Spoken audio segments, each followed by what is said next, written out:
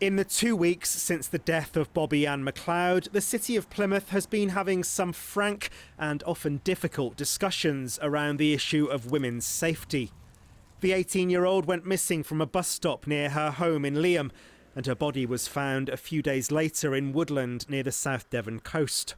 It prompted an outpouring of grief and anger, expressed in a series of moving candlelit vigils. Now, having heard the concerns and real-life experiences of women, the City Council has pledged to do more to help. Thanks to a government grant of more than £500,000, plans are in place for more surveillance cameras, better street lighting and a more proactive approach to safety. There are already more than 350 CCTV cameras around Plymouth, but many areas don't have coverage. This is North Hill, just leading down to the university. This is an area heavily populated by students. The council hopes that by installing new cameras in places like this, it can make everyone feel that little bit safer.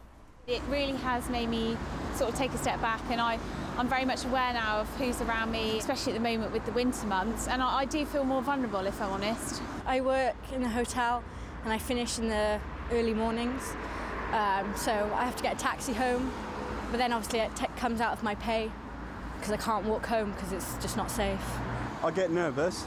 Like, if she's been walking from work, then yeah, I do get a bit, I want to know she's in and okay, but other than that, I've lived around here all my life, so I know the streets well, so yeah.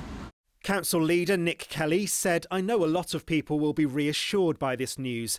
We need to make sure everybody, but especially women and girls, feel safe when they walk around our streets. We know physical improvements in and around our city is not the only answer, but it is a step in the right direction." Councillor Kelly's political opponents say there is still a long way to go.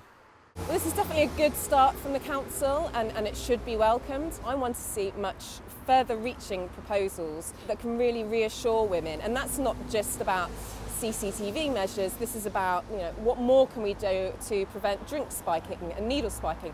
How can we make sure in the run-up to the Christmas period that it's easy to get home, that we can get those buses, that we can get a cab? It's a good start, but we need a lot more.